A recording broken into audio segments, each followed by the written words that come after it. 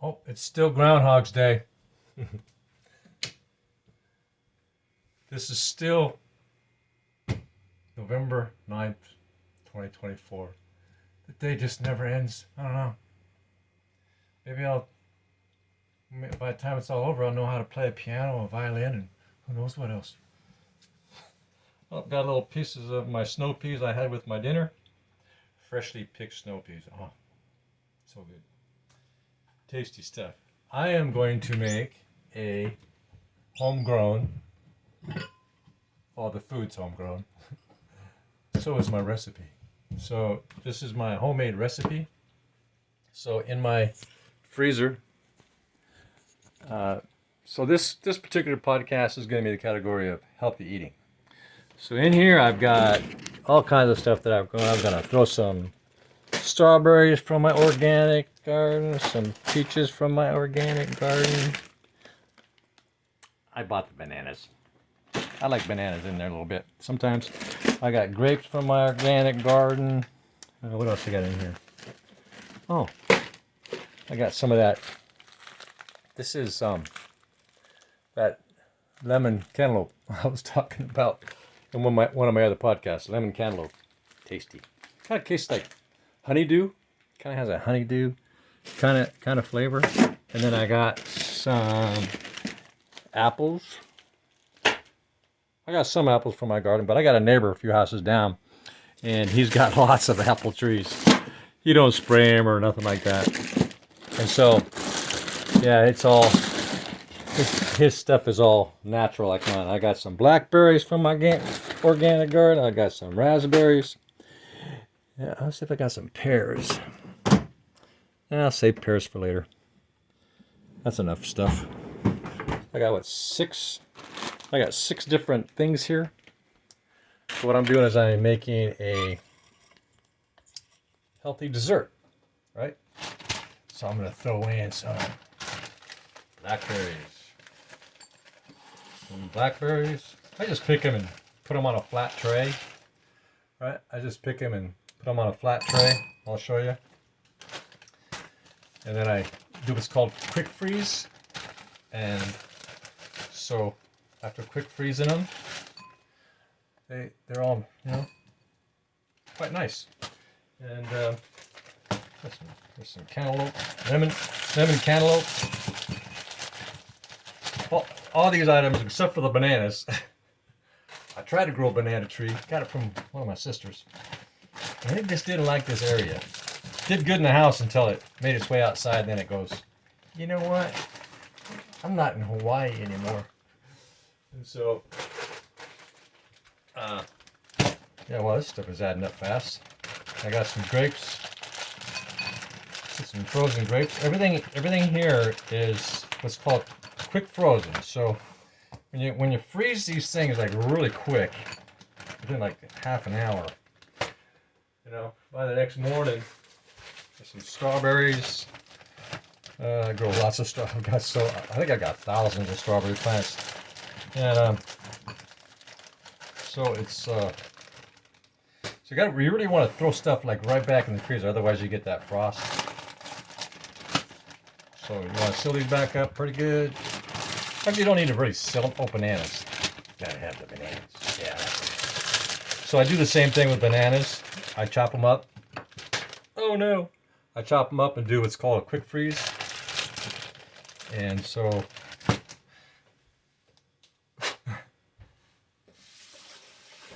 I do a quick freeze with the bananas and all those things. I'll show you here how I quick freeze them, what I use.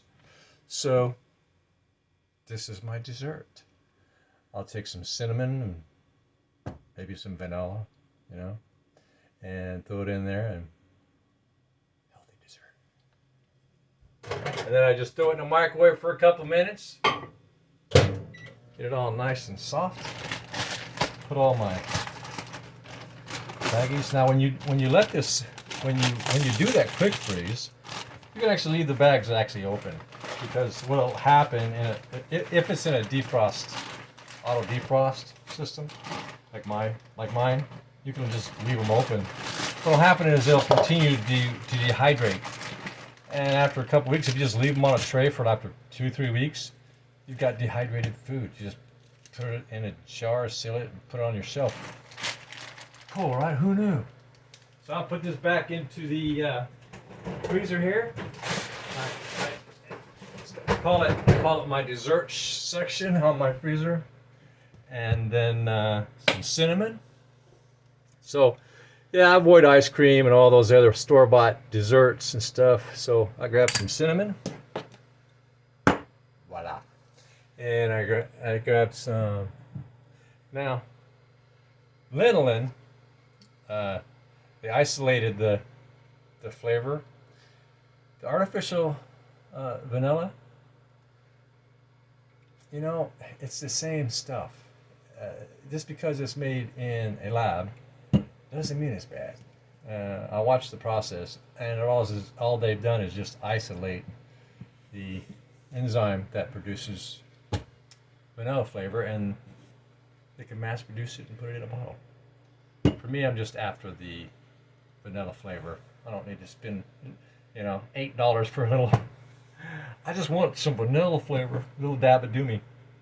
And so I just kind of mix that. I haven't used vanilla on my dessert, on this particular dessert yet. I made this same dessert last night, and but I'm gonna try some vanilla on it because I like to play with things. Mwah. Right? Change it up, Make things a little different, from time to time. So that was 2 minutes, and by changing it up, you're just not gonna get bored. It's like I'm always trying new combinations of spices, and next time I might put some nutmeg in here. Imagine eating a gingerbread man or woman, or careful. So yeah, I just mix it up. Now that I got it partially thawed out, take a little bit of cinnamon, right? Sprinkle. Oh, that was a big sprinkle. That's okay. Cinnamon is good for you.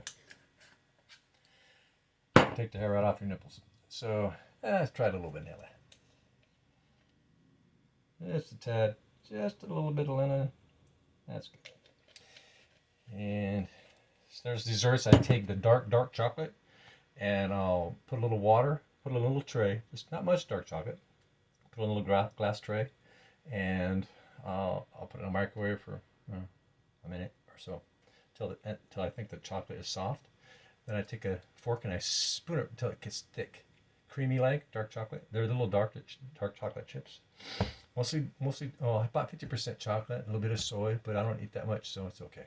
As long as everything's balanced, right? So, and I'll pour that sometimes over certain desserts, and you can sprinkle nuts on this, just whatever you got. You can quick pan some oats, fry them, quick cook them on a flat pan, and throw some oats on here, some lightly cooked oats.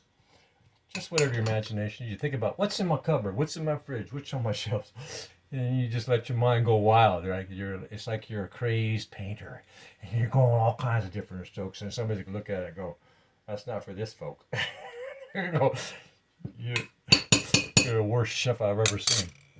But some things are cultural, and the thing about cultural is sometimes cultural cooking locks us in to expectations, right?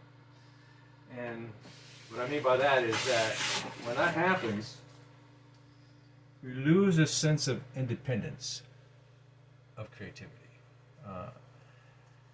For me, it's all about creativity. It's about always trying something different. Like, I got a general concept of some stuff, and I'm going, okay, this is the base. I got the general concept base of this process, and now I can see where I can go 1,000 different directions with it.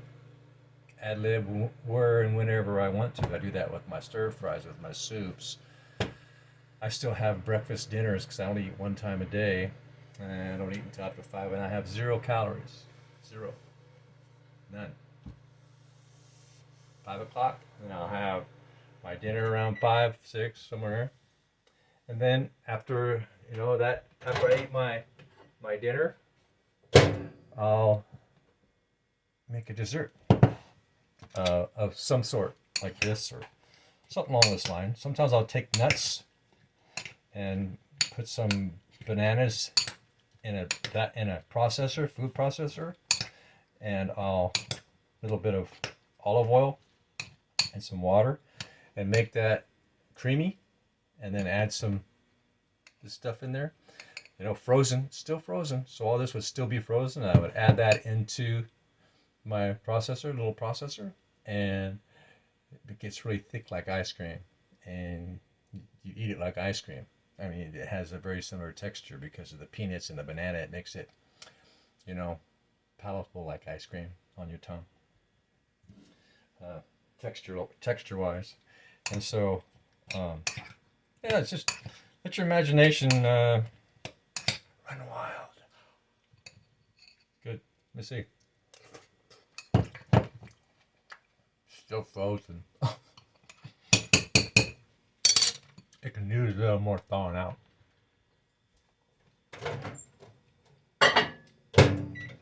But so that's just one dessert. I make all kinds of different desserts, and most of it's from stuff I grow, and you can process it all kinds of different ways. Once you get a tray, I'll show you. So what I do is I go pick my blackberries, wash them, rinse them, get them all nice and clean. Yeah. Persimmons. Huh. 'Tis the season for persimmons. So, and I'll put them on. Once I kind of get them dry a little bit, I'll put them on this tray. Just get them drained really well before I put them on this tray. Because otherwise, you got water everywhere, and the water freezes to this, and you got clumps of ice stuck to your berries. So I kind of drain it pretty good, my berries and everything else, and then put it in the freezer, just like that. Many times I have a lot of these, so another one on top of another one, another one on top of another one, because I sometimes process a lot of blackberries or apples or you name it, right? Raspberries. And I'll quick freeze the whole stack all at once. Bada boom, done, right? Call it a day, eh? So really, really cool method. And then I take this, and what's really nice about this is once they're frozen, crack, just do a little twist, and it snaps up, and you just. What I sometimes do is I'll just have a big bowl, something like this, you know, or something like that. I just dump it all in there, and and then I grab this, my scooper, right, like this, big thing. Got a baggie over here. Grab another bag, pop them all in the freezer, and that's how I do the freezing around here. Does get a little cold sometimes. All right, let's see how this dessert is doing. See if it's any warmer.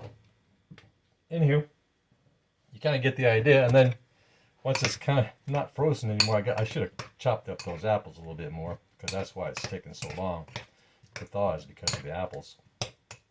And so take that, take a sprinkle any kind of nuts. I got some flick nuts over here. These particular ones are almond flakes, so I take some almond flakes. Just get a little bit. You don't need a whole bunch. Just kind of sprinkle them on top like that, right? And if you got any other kind of nuts, would do just whatever you got, right? There you go. Nutty, right? Yeah.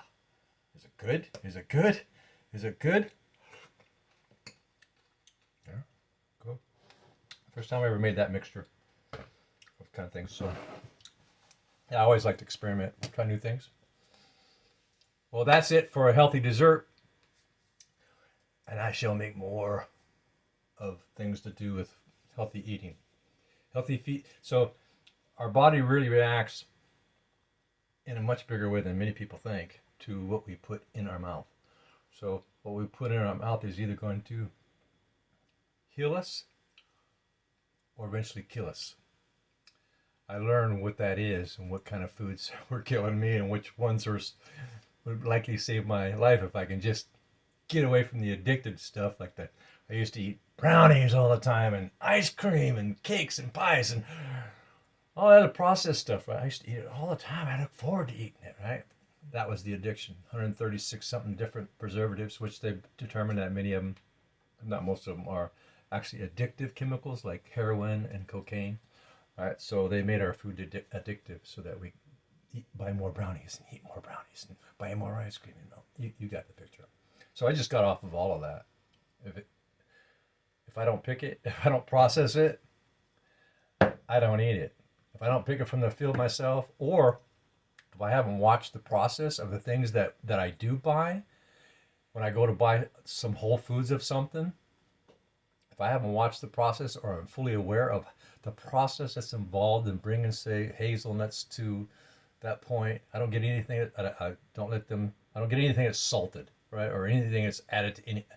It's all they take it from the field, they put it through a crack machine, and it falls through these holes. And anyway, you watch that process, and then they put it in the boxes, and they goes to Whole Food stores, and some companies get it and they add a bunch of chemicals in there and add some sugars and do all kinds of different things. I like to do my own thing. That's right. That's right. I do it my way. So, well, have a nice evening. The Ducks won. Yeah. Number one. Good night. Bye bye now.